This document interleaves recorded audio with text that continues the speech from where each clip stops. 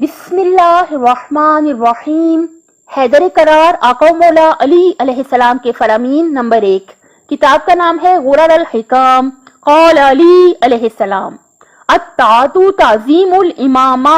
اطاعت امامت کی تعظیم ہے. ہم سب کو چاہیے کہ ہم کیا کریں؟ اطاعت کریں. کس کی اطاعت کریں؟ اللہ کی اطاعت کریں.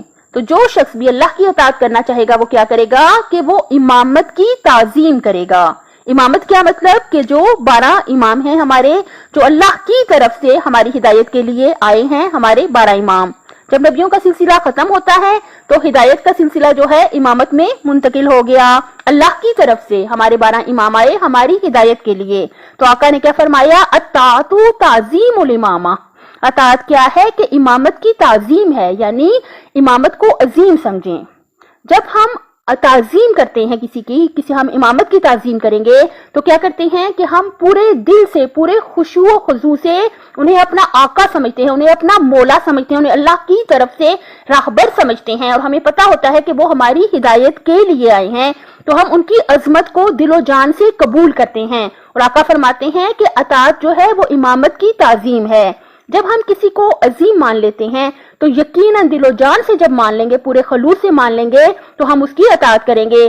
جو امامت کی اطاعت ہے دراصل وہی نبی کی اطاعت، اور نبی کی اطاعت ہی اللہ کی اطاعت ہے، کیونکہ اللہ ہی کے نمائندے ہیں.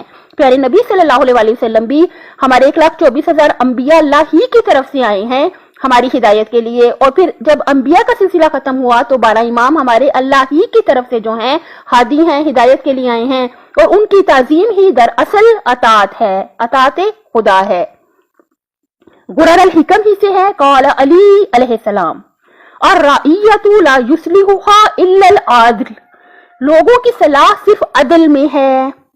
یعنی جو رعیت ہوتی ہے، جو رعایا ہوتی ہے، جو عوام لوگ ہوتے ہیں، اگر ہم چاہتے ہیں کہ ان کی بہتری ہو جائے تو کس چیز میں ہے؟ عدل میں ہے.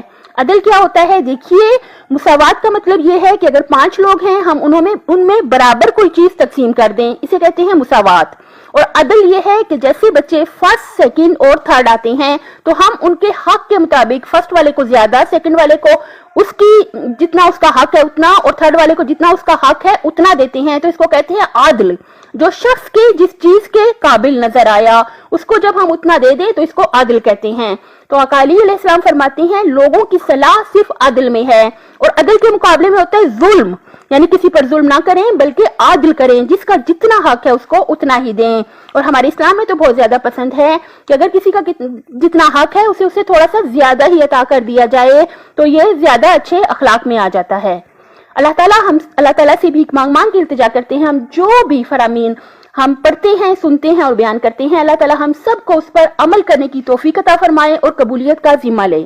اپنی صحت، آخرت اور خالق کی مخلوق کا خیال رکھیے گا. اللہ حافظ.